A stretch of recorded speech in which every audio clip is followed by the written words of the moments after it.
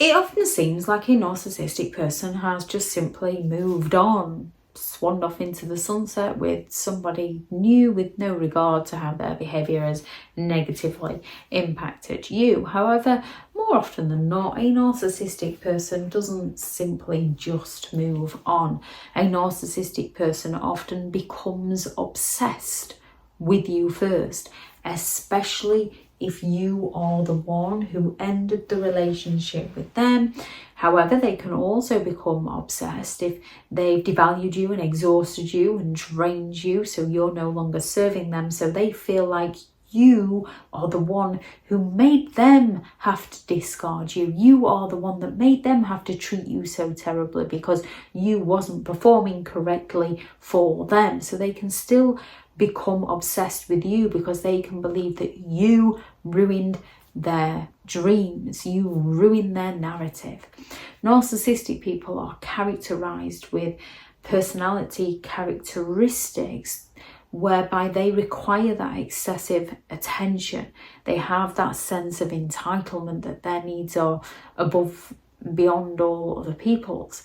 They are willing to exploit people to get their needs met. They lack the empathy to care about others, and they are arrogant enough to believe that they are always in the right. And when narcissistic people become obsessed with someone, or even just infatuated with someone for a short period of time until they find a new supply to feed them the attention that they believe they're entitled to, a narcissistic person ends up being obsessed by somebody for a variety of reasons.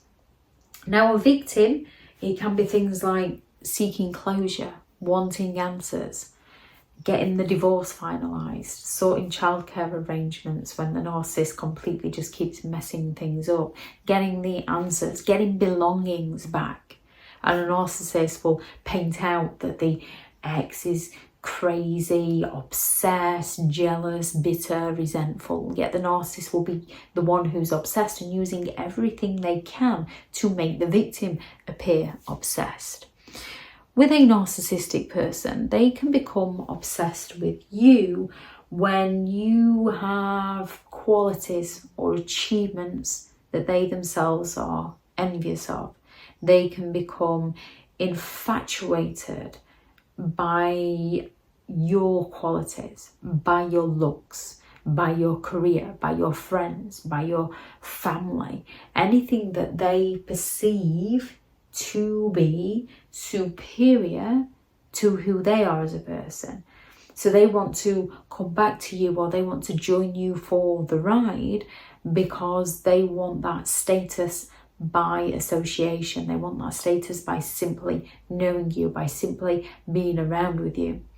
When someone gains praise or attention or recognition for something, narcissistic people, again, this often triggers their envy. What have they done to deserve that? Why do they deserve all that attention? They've stolen that attention from me. So they will obsess over that person. They might go all out to discredit that person, to smear that person's name, to ruin that person's reputation, to destroy that person any way they can because they're envious of that person. So they can't take it for themselves. So they're going to go all out to take it away from that person. When you are kind and caring and empathetic and willing to be attentive, willing to support people, willing to be friendly towards people, willing to loan people things, willing to be there, willing to drop everything for other people. Narcissistic people see this as a win-win because it's easier for them to exploit you. So if you end the relationship with them, or they feel like they had no choice but to end the relationship with you, they can become obsessed that they're no longer getting that attention, that you're now giving that attention to somebody else. You're now helping somebody else out. And then they seek to either come back with the hoover to suck you back into their games, to treat you like dirt, to discard you all over again, or they look to destroy whatever it is that you are achieving without them.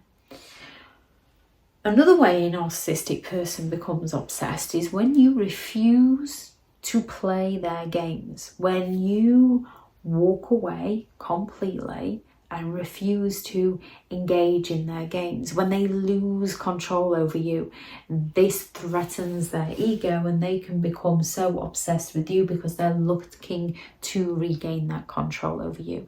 So they might come along and play nice, they might threaten you, they might intimidate you, they might try and guilt trip you, they might want to meet up with you. They're going to play so many games because they've become that obsessed with you for daring to walk away from them. And usually the more you forgive a narcissist, the worse their behaviour gets, because they're looking to get you back so they can punish you. Because how dare you walk away from somebody as amazing as them?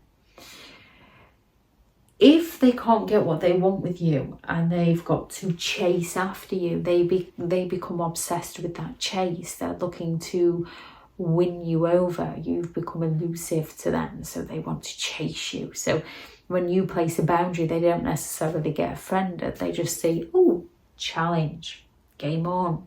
And they look to chase after you. Not all narcissistic people like the chase. Some narcissistic people seem to think that they are the biggest and the best hero the world has ever seen, so they want somebody that they can rescue.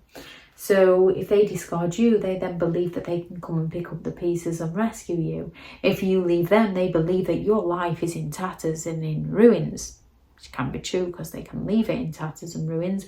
They can't recognise that you're able to build that back up for yourself, and you might not be able to recognise that in the beginning. However, you can and you will. Yet a narcissistic person can become obsessed with those that they can rescue because it makes them feel better about who they are as a person. They're not doing it to help you, they're doing it to help themselves to your stuff.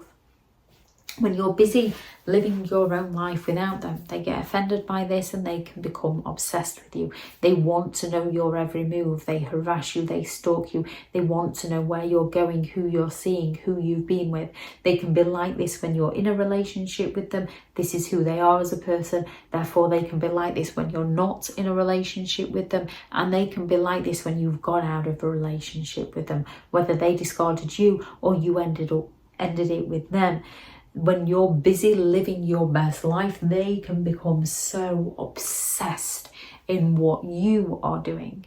Now, a victim can also need to know what a narcissistic person is doing, especially if they're going through any form of court cases. And this is when a victim needs to take a step back and just get the information they need to know to help themselves escape the narcissist and not become too obsessed. Otherwise, you are on the verge of acting in very narcissistic ways, even if the intentions are far apart from each other. So when you're busy living your best life, a narcissist can become obsessed with you. And when you reject them, the whole belief that somebody would dare to say no to them, to turn them down, to walk away from someone as amazing as them, can breed that obsession within a narcissist. That rejection often breeds that obsession so that they come chasing after you. And usually it's not because they want you back, it's because they want to be the one that discards you. And if they can't, they will tell everybody that they had to discard you. They will tell everyone that you're crazy and you're bitter and you're jealous. They will go out to provoke these feelings within you so that it matches the narrative they're selling to themselves and to those around you. And when you've moved on, they will believe that you're only doing it to hurt them, to punish them, because they're coming from their thought process and not yours. And they're not willing to look at anyone else's point of view other than their own. They believe that they're the bee's knees and you will be nothing without them. And if you do manage to make something of yourself without them, they can become incredibly obsessed with you unless they cannot get what they want from you, and then they will cut off all communication, fall silent, discard you, so that they can make it in their mind that it was all their idea and all their choice, so that they feel better than you. Thank you very much for watching. If you do have any thoughts on this video, please do add those into the comments for people reading through. Thank you very much to all the returning subscribers and your continued support with the channel. It's greatly appreciated. If you are new to the channel, I'm Elizabeth Shaw. This channel is all about narcissistic behaviour to give you more understanding of the people you might be dealing with within your life, how to handle yourself around those people if you cannot go no contact, and different methods to find what works for you to help you understand and overcome narcissistic and emotional abuse. If you do find the information helpful on the channel, please do subscribe. If you are looking for further help and support in understanding and overcoming narcissistic and emotional abuse, I do have several online guides available, and those teachable links are in the video description. If you're looking for someone to speak to, I have partnered with BetterHelp, and their sponsored link is also in the video description. I do also have a couple of books out, 15 Rules to Deal with Narcissistic People If You Cannot Go No Contact, and a Narcissists Handbook, which is the ultimate guide to understanding and overcoming narcissistic and emotional abuse. Those Amazon links will also be in the video description if you'd like to go and check them out. Go out there and create the day that you deserve, because you do deserve to have an amazing day. Bye.